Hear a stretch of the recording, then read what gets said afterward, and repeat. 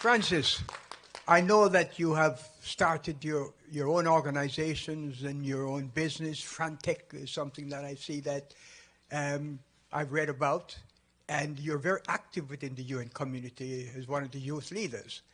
And I know quite a bit about your work. Again, you talked about your practices, your belief. You talked about back home in Sierra Leone, where you came from, and when you came to the United States, the difference you found. I want you to talk about that. Hello, everyone. My name is Francis Koma, and originally I'm from Sierra Leone. I moved into New York like 3 to 4 years ago for school. So the topic for today is about faith, and coming from an African background and then also from West Africa, like we were brought up in a very strict and disciplined way wherein you have to believe in something. Like you're brought up in a home where maybe your mom is a Christian and your dad is a Muslim, and by you raising up in that home, it's like they're going to teach you something. You have to believe in something, and whenever you run into an issue, you pray to whoever you pray to.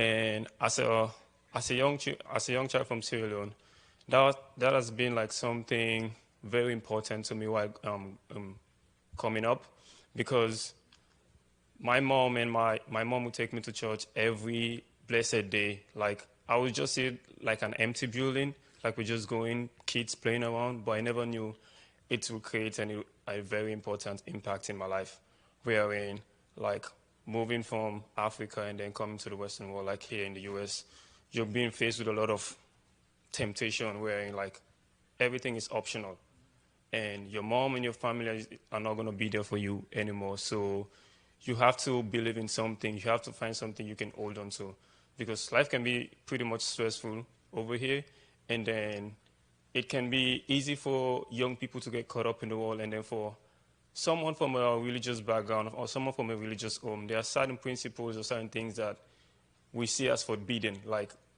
maybe your culture will say you should not go out and do some XYZ kind of stuff as a young child or as a young person, and then that kind of thing will create a fear in you, and would prevent most of the youths from going and doing some sort of havoc, because they know in their religions that they practice, maybe like the Muslim, they will say you should not drink alcohol. So it's like even if you're in your 28 or 29, some homes you still have that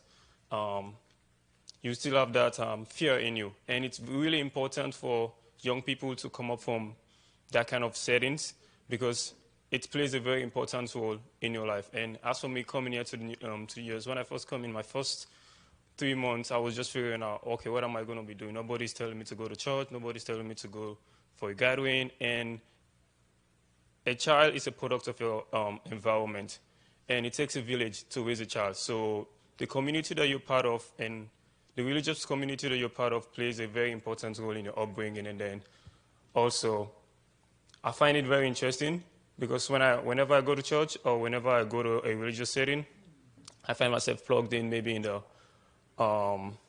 the production environment, and then I meet different people, and it's really a welcoming environment. And I just encourage every young person to be part of, believe in what you believe in, and just embrace whatever your friends and colleagues they're doing. Just respect their religion.